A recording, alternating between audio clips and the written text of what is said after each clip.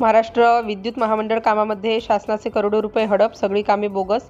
दिनांक 12 एप्रिल 2026 देगलूर तालुक्यामध्ये गावठाणा पिठरा ग्रामीण भागात 24 तास लाईट राहो या योजनेअंतर्गत लाईटचे काम नव्याने चालू असून रमतापूर, करडखेड, हनेगाव व माळेगाव या 4 33 केव्ही विद्युत लाईन केंद्रांतर्गत नव्याने पोलची व विद्युत संबंधीची असलेली पूर्ण कामे शासनाने ठरवून दिलेल्या निकषानुसार अजिबात नाहीत.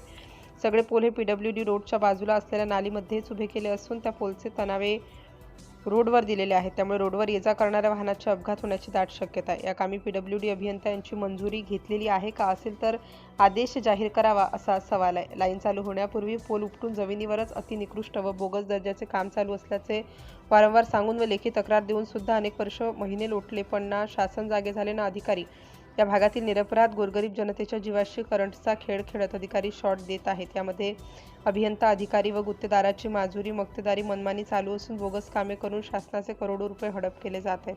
यावर नियंत्रण कोणाचे, या जबाबदार कोण असाही सवाल येतो. आमदार, नेते मंडळी सगळे मूग गिळून गप्प, नुसती बघ्याची भूमिका, मोठ्या प्रमाणात चिरीमिरी झाल्याचे संकेत. असे बोगस काम करणाऱ्या सर्व अभियंता, अधिकारी व गुत्तेदाराची कसून चौकशी करून संबंधितांवर फौजदारी गुन्हा दाखल करा, अन्यथा मोठे जनआंदोलन उभे केले जाईल.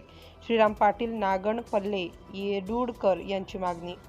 सिटी इंडिया न्यूजसाठी रामराव चव्हाण, देगलूर तालुका प्रतिनिधी.